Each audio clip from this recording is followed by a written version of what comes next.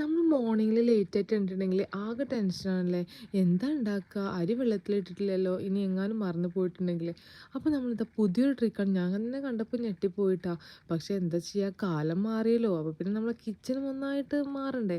അപ്പോൾ ഇതാ പുട്ടാണ് കേട്ടോ, നല്ല ഈസിയാണ്. മുന്നത്തെ പോലെ നല്ല നല്ല മാറ്റങ്ങളുണ്ട്.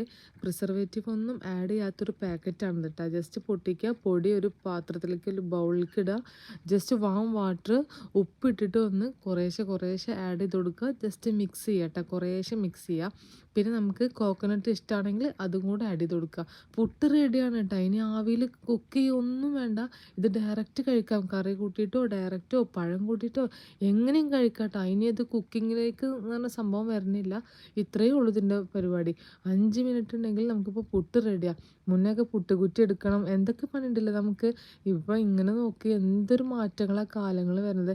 ഇനി ഇതുപോലുള്ള പുതിയ പുതിയ പണികളായിട്ട് നമ്മളെ വീട്ടമ്മമാർക്ക് ഈസി ആയിട്ടുള്ള കാലങ്ങളൊക്കെ എത്തിയിട്ടുണ്ട് കേട്ടോ. അപ്പോൾ നെക്സ്റ്റ് വീഡിയോയിൽ കാണാം. ടാറ്റാ.